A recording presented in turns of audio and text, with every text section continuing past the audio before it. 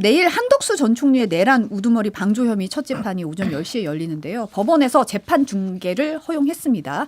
첫 공판 기일 시작부터 종료 때까지 법원에 영상용 카메라를 이용한 촬영과 중계 허용하기로 한 건데 물론 CCTV 증거 보사 등 일부 내용은 중계 대상에서 제외가 됩니다. 그러니까 이게 사실 재판 내용을 중계하는 게 굉장히 의미가 있어요.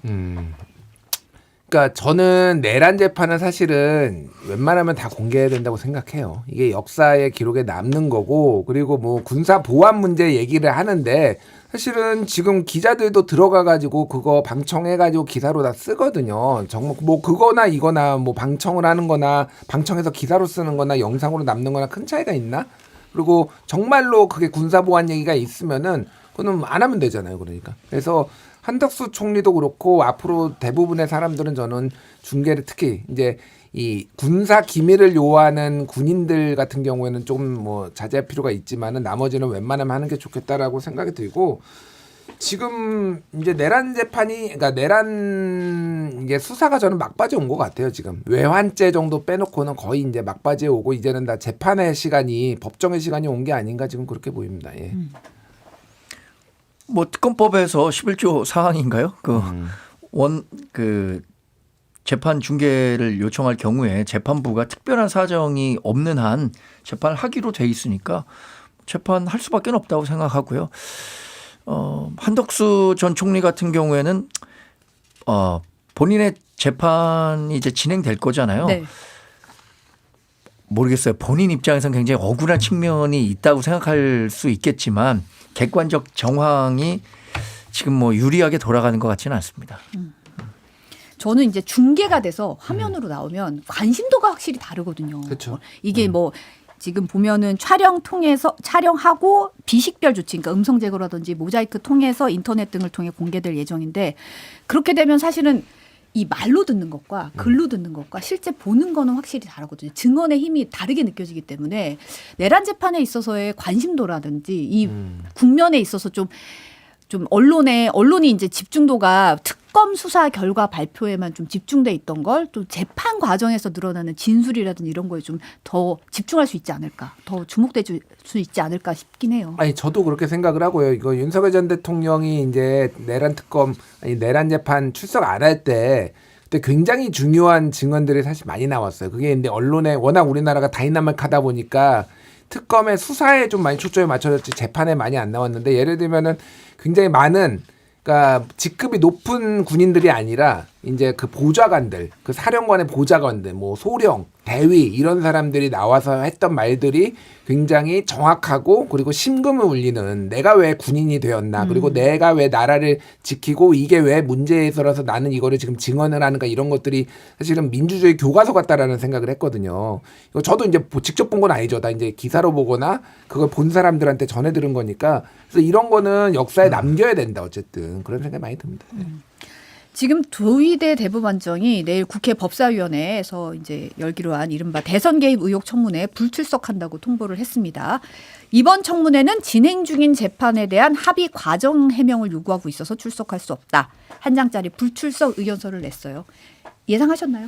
예, 뭐 제가 안 나올 거다. 만약에 나오면은 제2의 윤석열을 꿈꾸는 거다. 이런 얘기를 했거든요. 뭐 이제 확전을 조금 자제하는 것 같아요. 그러니까 세종대왕은 왕권 강화를 위해서 뭐 법을 만들지 않았다. 그때 저도 이제 완전히 뒷목 잡을 뻔했거든요. 그러니까. 희대의 도발이냐 이랬잖아요. 예, 도발이기도 하고 그 법 내용이 그 서울대하고 같이 작년에 발간한 그 책이 있어요. 그 보고서가 있는데 거기에 있지도 않은 내용이에요. 자의적으로 갖다 써가지고 이렇게 거기에 보면은 판결은 신중히 하라 이런 내용은 세종대왕이 남긴 게 있습니다. 그런 것들은 다 빼고 막 해서 제가 비판을 했지만은 천대엽 법원행정처장이 이제 국회의장도 찾아가고 이런 것들은, 그리고 지금 뭐 서울고법이나 이런 데에서 내란전단 재판부도 만들겠다 이렇게 얘기를 하는 거 보면은 확전은 조금 자제하는 것 같고, 민주당에서도 지금 내부에서도 좀 비판들이 많이 나와요. 그러니까 김영진 의원이 그 시선 집중에 나와서 인터뷰한 것도 그렇고 너무 지금 법사위가 막 이렇게 독주를 하고 이렇게 나가고 있는데,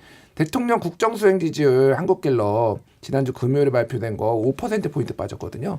근데 거기에 갤럽이 그냥 써놨어요. 거기에 조희대 대법원장 압박하는 거 이런 것 때문에 부정평가가 늘어난 것으로 보인다고. 그러니까 그거는 대통령은 그냥 유엔 정상회에 열심히 참석하고 그러니까 나라를 위해서 했는데 나라 돌아와 보니까 당이 막 이렇게 폭주해가지고 지금 막 국정 수행 지지율 빠지고 이게 제가 저 용산 대통령실 선수들하고 좀 얘기했는데 진짜 부글부글입니다 지금. 어떻게 이렇게 안 도와줄 수가 있냐. 막 이런 문제까지 있어서 적당히 이거는 이제 끝내야 된다. 이거는 저는 그렇게 봐요. 그러니까 조희대 대법원장이 문제가 없다라는 게 아니라 이런 식으로 하다가는 이거 진짜 국정 동력만 떨어지게 생겼다. 그 생각이 듭니다. 네. 참고로 한국갤럽 여론조사는 이재명 대통령 국정수행 지지율 55%, 그러니까 지난주에 60%보다 5%포인트 하락한 수치였다는 점, 자세한 내용은 중앙선거 여론조사 심의위원회 홈페이지 참고하시면 된다는 점 고지하겠습니다. 네. 저도 지지율 보고 깜짝 놀랐어요. 60에서 55%면 5%포인트면은 그 60%의 10% 정도가 빠진 셈이잖아요. 네. 5%포인트지만 60%에서는 10% 정도 빠진 셈이라는 거죠. 굉장히 그 빠른 속도로 국정 지지율이 떨어진 겁니다. 더군다나 그 시기에 이재명 대통령이 외교 행보를 하고 있었단 말이에요. 대통령제 국가에서 그 나라의 대통령이 외교 행보를 열심히 하고 있는데 국정 지지율 떨어지는 경우 우리나라에서도 굉장히 그건 이례적인 일인데 이재명 대통령 지난 금요일에 돌아오는 비행기에서 아마 보고 받았을 거 아닙니까? 귀국길에 정말 짜증났을 것 같아요. 정청래 그 민주당 대표 마중 나왔던데 왜 이렇게밖에 못하지라고 좀 화가 났을 것 같다는 생각도 들고 조희대 대법원장에 대해서는 이거는 민주당이 그 출구 전략을 찾아야 돼요. 민주당이 이거 어떤 식으로 스무스하게 좀 넘어갈 수 있을까를 했었어야 되는데 오히려 이 대선 개입 의혹 청문회를 한다고 하면서 불 붙이고 이런 그 정치적인 논란을 확대 재생산하고 있다고 보거든요. 오늘 김재원 우리 최고위원이 저랑은 뭐 가끔 이제 방송하는데도 의견이 좀 다른 측면도 있었지만 좋은 말씀 하셨더라고요. 이렇게 얘기했어요. 억지 청문회를 열고 거기에 출석하지 않으면 법 위반했으니까 그걸 계기로 또 탄핵하겠다. 이렇게 얘기했다고 하는데 중세에 마녀 사냥 있었던 거 아시잖아요. 마녀 사냥이 마녀라고 지목된 사람을 쇠사슬로 묶어갖고 강물에 던져요. 그러면 죽잖아요. 그럼 마녀를 죽였다 환호하고 그 사람이 어떻게 살아나와요? 그럼 마녀가 살아났다 해서 마녀이기 때문에 죽인다는 거예요. 저는 이런 식으로 지금 조희대 대법원장에 대해서 어떤 식으로든 무슨 일을 하더라도 문제가 되기 때문에 탄핵하거나 사퇴해야 한다라고 하는 민주당의 주장은 국민 정서와는 굉장히 거리가 있다고 보거든요. 그러니까 민주당이 이걸 어떻게 잘 큰 상처 없이 마무리할 수 있을지 출구 전략을 잘 마련했으면 좋겠습니다. 전 한국일보 기사 제목이 눈에 띄더라고요. 더불어민주당 그 중진 의원이 했다는 말이 내가 이재명 대통령이라면 정말 짜증날 것 같다. 그 얘기했다는 이제 기사 제목이 있었는데 이제 아무래도 당에서 뭔가 이재명 대통령의 좀 실용 노선을 뒷받침하기보다는 좀 이쪽에 집중하는 게 당내에서 좀 의견이 엇갈리는 것 같더라고요. 그러니까 이게 사법개혁 해야죠. 제가 뭐 사법개혁 자체를 반대하는 게 아닌데 지금까지 이제 논의가 된 거 보면은 뭐 대법관을 증언하겠다 이렇게 얘기하다가 내란 전담재판부, 내란 특별재판부로 옮겨놨다가 조희대 대법원장 사퇴 압박으로 갔다가 사인회동에 진실회동으로 갔다가 청문회로 나오네 안 나오네로 갔다가 다시 사법개혁으로 갔다가 뭐 갈피를 잡을 수가 없어요. 그러니까 뭐 하나 그러니까 하려면은 제대로 뚝심 있게 해가지고 뭔가 이렇게 딱딱 성과를 내고 다음 페이지로 넘어가야 되는데 그냥 막 튀는 거예요. 이게 어느 그 법사위에 의원들이 한마디 던지면은 그게 당론처럼 돼가지고 지도부가 끌려가고 지도부는 플랜이 없어요. 제가 보기엔 지금 그냥 그 여론이 튀는 대로 그날그날이니까 오늘만 산다 거의 이런 분위기거든요. 이렇게 가면 안 되죠. 그럼 뭐하러 지도부가 있습니까? 보고도 안 하고 막 이렇게 맘대로 하고 이렇게 그러니까 이거는 당의 문제이기도 하고 당정 관계의 문제이기도 해요. 그래서 이거를 뭐 너무 이제 제가 뭐 비판을 한다라고 나쁘게 보실 게 아니라 진짜로 용산은 부글부글합니다. 진짜 농담이 아니라 진짜 어떻게 이럴 수까지 있냐고. 그래서 이건 좀 당정 관계도 좀 회복을 해야 되고 이런 여론도 전체적인 여론도 좀 살펴야 된다. 그리고 하려면은 제대로 성과를 내는 방식으로 좀 뚝심 있게 해야 된다. 이렇게 말씀드리겠습니다. 지금 정부조직법 개정안이 통과가 됐죠. 이제 노만석 검찰총장 직무대행이 오늘 오전에 8시 반에 이제 서신을 보냈더라고요. 내용이 충분한 논의나 대비 없이 폐지되는 현실이 매우 참담하고 무거운 책임감을 느낀다. 검찰이 정치적 중립을 의심받는 수사 등으로 인해 국민들로부터 충분한 신뢰를 얻지 못했다는 비판은 겸허히 받아들일지라도 그동안 지키고자 했던 가치와 노력이 송두리째 부정당하는 것 같은 느낌이 든다는 것을 잘 알고 있다. 지금 뭐 검찰 동호회에서 이제 헌법소원 제기한다고 그러고 하니까 좀 뭐 일부 검사들이 이미 사표 던졌다고 하고 진화에 나서는 분위기더라고요. 어떻게 보세요? 이거 뭘 진화한 건가요? 내부 반발 분위기 진화 내지 뭐 지도부의 문제 뭐 책임론 이런 거에 대한 진화가 아니 좀 달래기 아니냐 이런 얘기가 나오고 있어요. 저는 노만석 직무대행의 고심 충분히 읽을 수 있다고 생각합니다. 검찰 개편과 관련해서 충분히 그걸 주장하는 사람이 있었다는 걸 알고 있어요. 검찰 내부에서도 그거 모르는 거 아니었을 겁니다.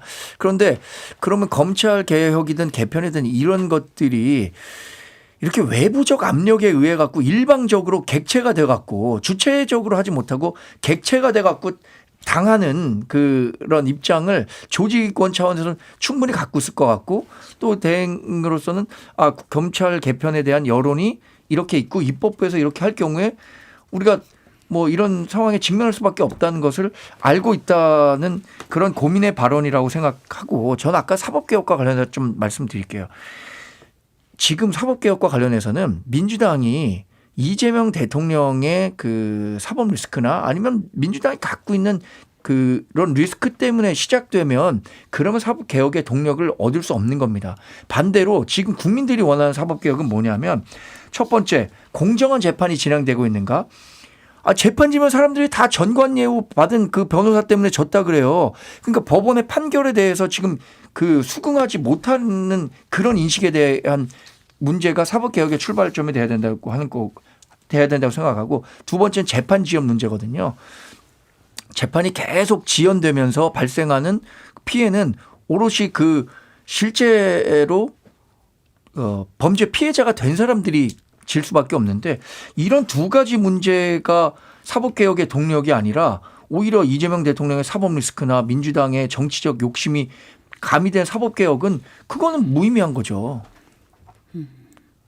알겠습니다. 일단 저 검찰 얘기로 다시 돌아가면은 그러니까 뭐 노만석 검찰총장 직무대행은 뭐 무슨 말인지 그러니까 이게 전 딱 보면서 혓바닥이 길구나. 고민의 깊이가 깊은 거죠. 그러니까 중원부원 해가지고 이제 이것도 생각해야 되고 너무 반발하는 모습도 보이지면 안 되고 검찰 조직도 다독여야 되고 뭔가 약간 말이 길다라는 생각이 들고 사실은 이거는 이제 헌재로 가는 거는 예고돼 있었어요. 그게 검찰 동호회가 가든 아니면은 뭐 시민단체가 가든 이거는 위헌이다라고 이제 갈 가능성이 높았으니까 헌재 앞으로 이제 1년의 시간이 남아있기 때문에 헌재가 이제 이거를 결정을 내려줘야 되고 다만 수사와 기소의 분리라는 거는 헌법에 있는 내용은 아니에요. 이 내용이 검찰청이라는 이름을 남기는 게 맞느냐 아니면 검사라는 이거를 직책을 만드는 게 남기는 게 아니면 다른 걸로 바뀌는 게 맞느냐. 그러니까 헌법에 검사라는 표현이 영장 청구와 관련해서 법원의 통제를 받아야 된다라고 있지만 이거를 헌법기관으로 볼 문제는 약간 의견이 많이 날리더라고요. 그러니까 헌법기관은 그거에 대한 역할의 정의가 명확하게 있어야 되거든요. 이를테면 국회는 뭐하는 기관이고 네. 이런 식으로 헌법재판소는 뭐하는 기관. 근데 검찰총장은 인사청문회 관련해서만 한 줄 있고 검사도 영장 청구에 대해서만 있기 때문에 헌법기관으로 볼 수 없다라는 의견과 이게 갈리기 때문에 이거는 헌재가 가면 되는 거고 만약에 이거 위헌 나오면요 별거 없습니다. 그냥 검찰청 이름 남기면 되는 거예요, 사실은. 이게 저는 이건 퍼포먼스라고 보기는 해요. 그러니까 검찰청을 없앤다라는 게 이름까지 없애가지고 검찰을 완전히 해체했습니다라는 거를 보여주기 위한 민주당의 그건데 만약에 위헌이 나오면은 그냥 검찰청 이름 주고 검사 이름 주고 수사기소 분리하면 되는 거예요. 저는 큰 문제는 아니다. 개인적으로 봅니다만 어쨌든 검찰 동호회가 이러는 거 약간은 이해는 가지만은 하나회인가? 이들은 거의 그 생각이 좀 들기는 해요. 예. 그 위헌 소송 분명히 있을 겁니다. 네. 그러면 간단한 문제라고 그러니까 명칭만 그대로 두면 된다라고 얘기하시지만 그게 갖고 올 정치적 파장은 클 거예요. 민주당이 이런 것도 생각 안 하고 아니면 뭐 정말 본인들이 원하는 방향으로만 하려다 보니까 이런 그 헌법적 가치까지 무시하려고 했던 거다라는 반발 당연히 나오지 않겠습니까? 그 검찰과 관련해서 지금 헌법에 2번 등장한다는 거잖아요. 네. 국무위원회 심의 의결 사항으로 한다. 검찰총장에 대해서는. 또 하나는 영장 청구권을 검사로 한다.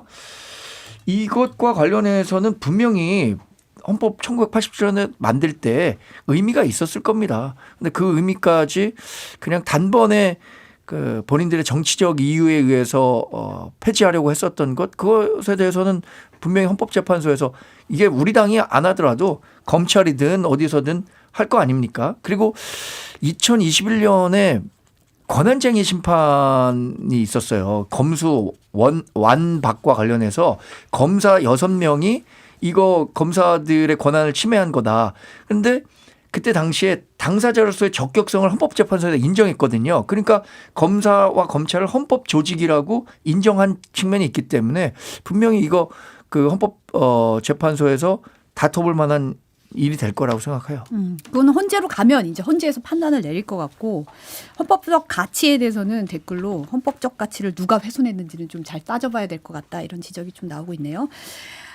정부조직법 개편 때문에 또 이제 개정으로 방송미디어통신위원회 설치법 통과되면서 이진숙 방통위원장이 자동 면직되는 상황입니다. 이 위원장이 어제 뭐 기자회견 열고 민주당은 강성 지지자인 개딸에게 추석 귀성 선물을 주기 위해 충분한 협의 없이 법을 통과시켰다. 이 법안은 치즈 법령, 표적 법령이라고 본다. 치즈처럼 구멍, 허점이 많다. 이렇게 얘기를 했는데 그러니까 이제 과방위원인 김현 민주당 의원이 역시 빵과 치즈를 좋아하는 방송통신위원장답다. 와인도 드시면 좋겠다. 이렇게 꼬집기도 했어요.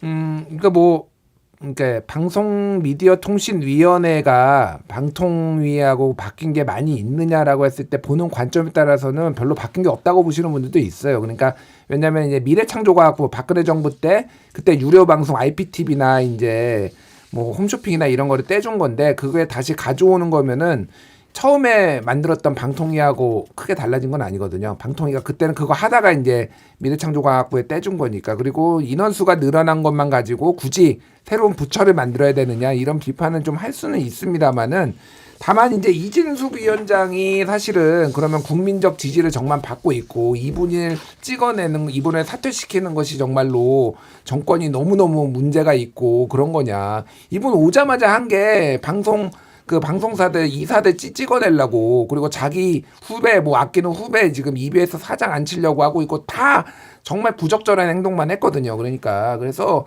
별로 공감대를 얻지는 못할 것 같고 이것도 역시 헌재로 갈 것 같아요. 근데 이제 과거의 사례를 봤을 때는 최민희 의원도 얘기를 했지만은 자기가 방송위원회 부위원장이었는데 그때 방통위가 생기면서 방송위가 거기로 합병이 됐잖아요. 그러면서 본인의 임기가 종료됐다라는 거예요. 그러니까 새로운 부처가 생기면은 그렇게 종료가 되는 게 뭐 전례가 있기 때문에 이거 자체가 정치적으로 이런 주장을 할 수는 있을지언정 그게 헌재에서 이거는 불법이다 이렇게 날 가능성은 저는 거의 없다라고 봅니다. 예. 헌재는 이제 헌법 안에서 판단하는데 방송위는 이제 헌법 안에 방송통신위원회라는 조직이 하나도 언급되는 게 없을 겁니다. 그러니까 입법이라는 게 그 초대 대법원장을 지내던 김병로 선생님께서 뭐라 그랬냐면 입법이 헌법적 가치에서 이루어지는 입법이어야 한다라고 얘기를 했거든요. 그러니까 검찰청 폐지와 관련한 건 그런 그 논쟁의 영역이 있는 거예요. 그렇기 때문에 그 헌법재판소 가서 분명히 다퉈볼 영역이 있을 거고 지금은 뭐 공무원의 임기 보장을 규정하고 있는데 그것에 위반이 된다 그래서 헌법소원하겠다는 건데 그거를 헌법재판소에서 실제 본안 소송으로 받아들일지 그건 잘 모르겠습니다. 이진숙 위원장은 생각이 좀 많으신 것 같아요. 내년에 생각도 많은 것 같고. 네.